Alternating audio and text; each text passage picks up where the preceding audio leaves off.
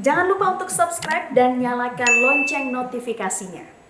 Pemirsa, Indonesia mendeteksi adanya 8 kasus terkonfirmasi positif subvarian Omikron BA4 dan BA5 di wilayah Bali serta DKI Jakarta. Dari 8 kasus tersebut, 4 kasus positif diantaranya merupakan pelaku perjalanan luar negeri atau warga negara asing.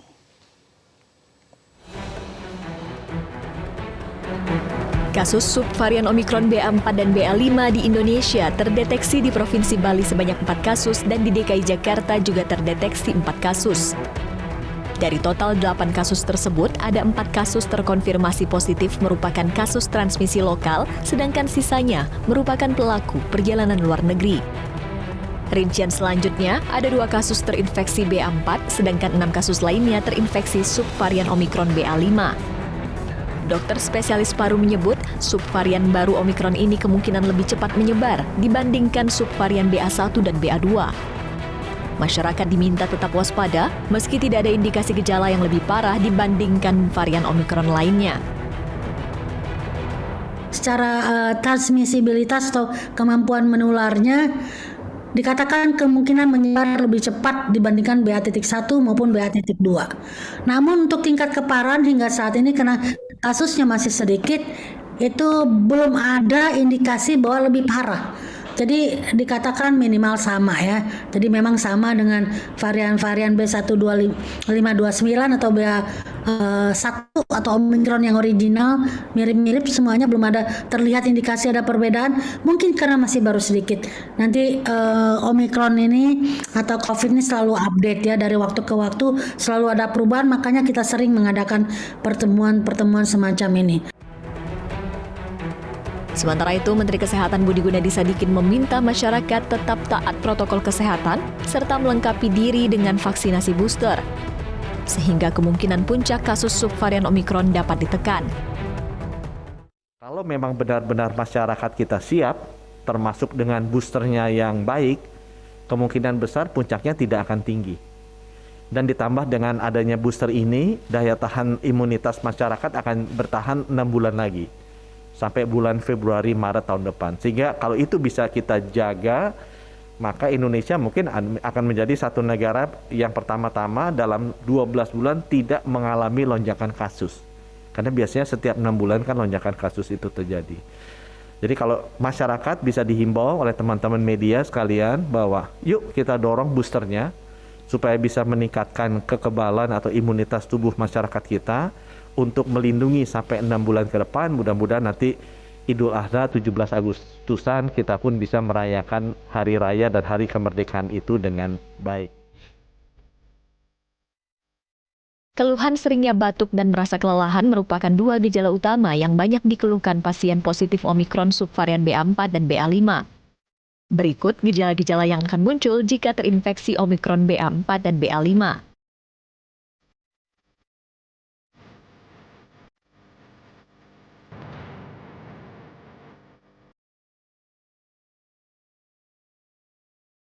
Kenaikan kasus COVID-19 diduga terjadi akibat subvarian Omikron BA4 dan BA5.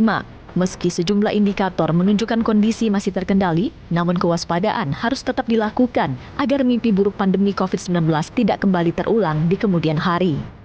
Tim Liputan Metro TV.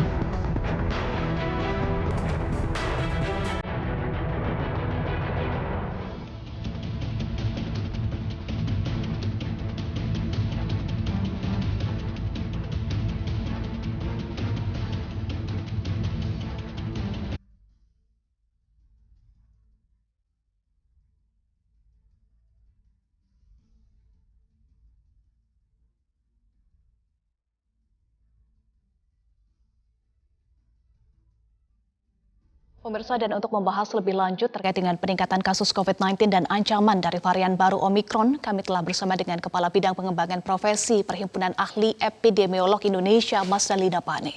Selamat siang Ibu Mas Dalina, salam sehat Bu. Selamat siang Eva, salam sehat. Baik Bu Mas Dalina, dalam beberapa hari terakhir angka kenaikan kasus COVID-19 ini jumlahnya bisa mencapai 500 hingga 600 kasus per hari. Apakah salah satunya karena munculnya subvarian BA4 dan juga BA5? Apa saja faktornya? Ya, jadi kalau yang lalu-lalu kan kita selalu merasa bahwa mobilitas yang menyebabkan peningkatan kasus. Tapi sebenarnya itu tidak secara langsung ya. Jadi yang menyebabkan peningkatan kasus itu tiga hal. Yang pertama adalah varian of concern baru. Kemudian yang kedua itu positivity rate yang tinggi, yang lebih dari 5%, dan yang ketiga itu adalah jumlah testing. Jumlah testing yang adekuat dan berkualitas itu tentu bisa mendapatkan jumlah kasus kalau positivity rate-nya cukup tinggi yang cukup adekuat. Jadi tiga faktor ini. Nah, saat ini dalam 2 minggu terakhir memang terjadi peningkatan ya. Awalnya kita juga berpikir apa yang menyebabkan peningkatan dalam 2 minggu ini, dan pemerintah sudah merilis bahwa telah ditemukan 8 atau 9 kasus BA4 dan BA5 masuk ke Indonesia. Pertama ditemukan di Bali pada acara GPDRR karena pada saat itu memang dilakukan tes. Tetapi yang transmisi lokal sebagian besar didapat di Jakarta. Mengapa? Karena terhitung sejak 18 Mei 2022 dengan SK Satgas nomor 20 itu sudah tidak lagi dilakukan tes PCR bagi mereka yang sudah divaksin 2 kali lengkap begitu masuk ke Indonesia. Dan hampir semua, bahkan semua ya pasien BA4, BA5 yang ditemukan ini vaksinnya sudah lengkap, bahkan sudah ada yang booster ketiga dan keempat. Jadi ini yang menjadi masukan atau kritisi dari kita terkait dengan deteksi dini dan cegah tangkal di pintu-pintu masuk negara.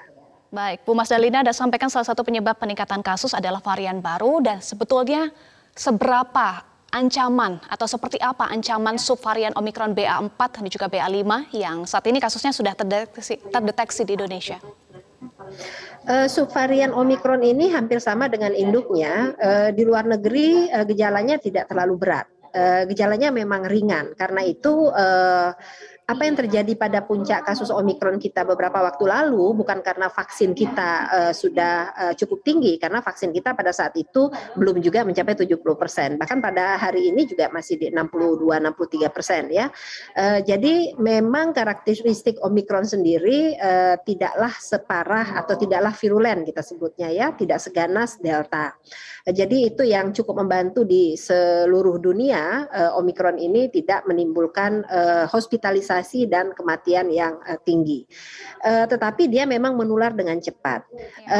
Karena itu walaupun dia gejalanya ringan, tetapi pada mereka-mereka yang komorbid, mereka-mereka yang usila, dan mereka yang belum mendapatkan vaksinasi seperti bayi dan balita, itu juga akan mendapatkan gejala yang agak berat. Karena itu mereka yang harus dilindungi ketika terjadi transmisi yang cukup besar di komunitas oleh BA4 dan BA5.